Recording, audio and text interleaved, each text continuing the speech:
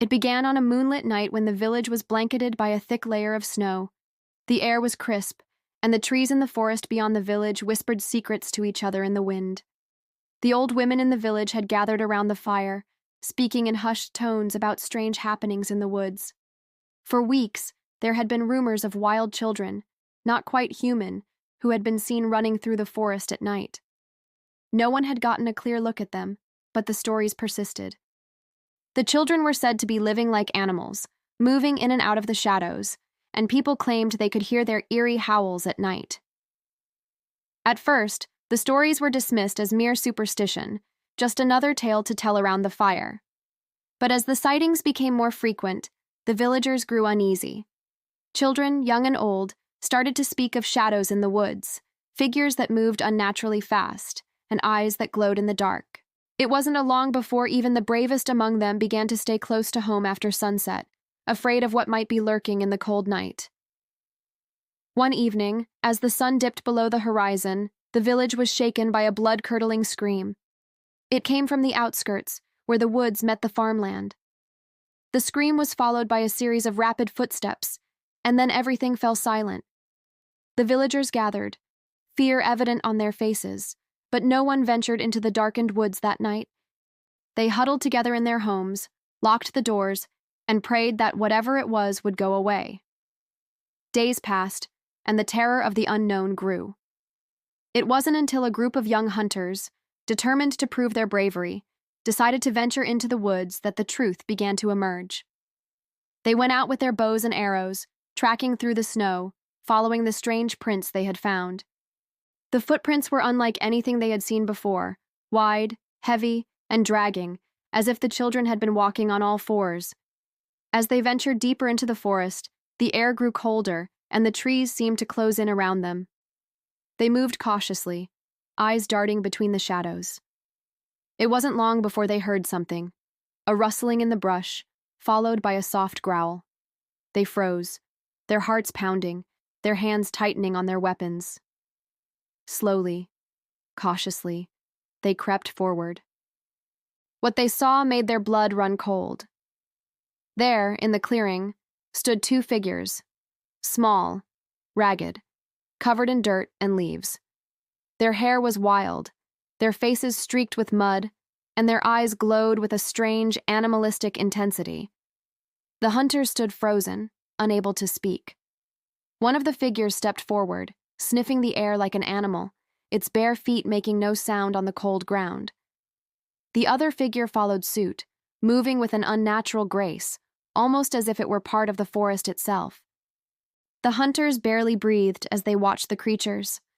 They weren't just children, they were something else, something wild. One of the figures, the taller of the two, turned toward the hunters, its eyes narrowing, and without warning, it let out a terrifying howl. The sound echoed through the trees, sending a chill down the hunters' spines. The creatures turned and dashed into the woods, moving with such speed that the hunters couldn't follow. They stood there for a moment, stunned, before one of them muttered, "We need to tell the village." They returned to the village, shaken, and recounted what they had seen. At first, no one believed them. They had always been strong, proud hunters, and their story seemed too strange to be true. But when the hunters spoke of the creature's eyes, those glowing, feral eyes, people began to listen. Soon, others came forward, telling their own stories of seeing the wolf children in the woods, of hearing their eerie howls echoing through the night. The village council convened, and after much deliberation, they decided that something had to be done. They would send a group into the forest, not just to hunt the wolf children, but to understand what had happened to them. They couldn't allow the threat to grow. If these children were truly lost, they had to be brought back, to be cared for. But if they were something else, something dangerous, the village would have to protect itself. A group of 6 men and women, led by the village elder, prepared for the journey. They set out with torches and provisions, determined to find the children and bring them back to the village. They followed the tracks left behind by the creatures, moving cautiously through the trees, their eyes scanning the dark corners of the forest. Hours passed, and the group began to feel the weight of the forest closing in around them. The trees seemed to loom taller, the shadows darker. They could feel eyes watching them, and every snap of a twig made them jump.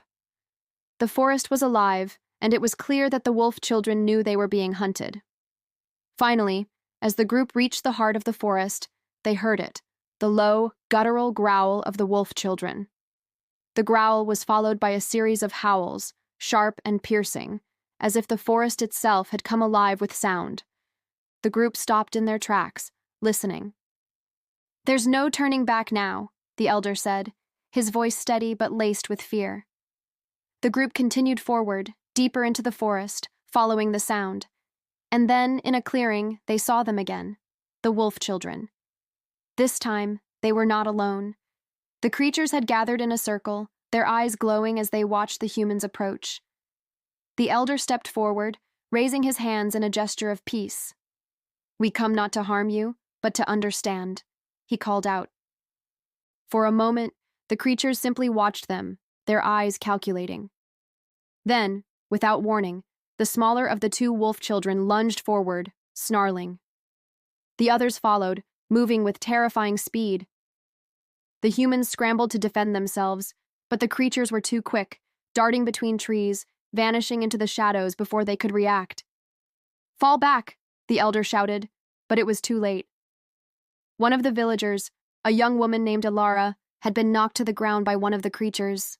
It stood over her, its teeth bared, ready to strike.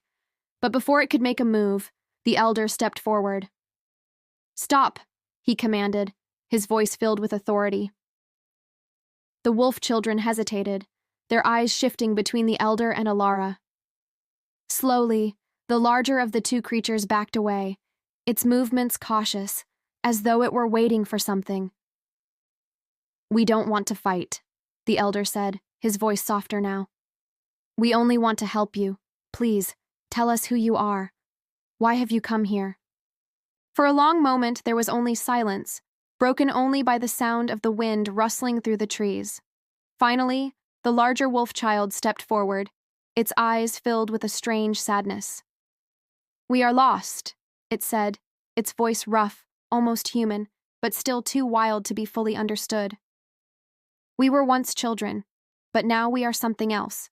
The wolves found us when we were young, and they raised us. We are their kin, but we are still children, deep inside." The elder nodded slowly, understanding dawning on him. "You were abandoned," he said gently, "and you found a new family, a family of wolves." The wolf child nodded. "We don't belong with the humans. They are too soft. We are wild now." The elder sighed, his heart heavy with pity. "You don't have to be wild forever. You can come back with us. We'll take care of you. You are still children, and children belong with others like them." The wolf child's eyes softened, and for the first time there was a flicker of hope in its gaze. Slowly the other creatures gathered around, their posture less aggressive, more wary. The humans, still trembling, lowered their weapons,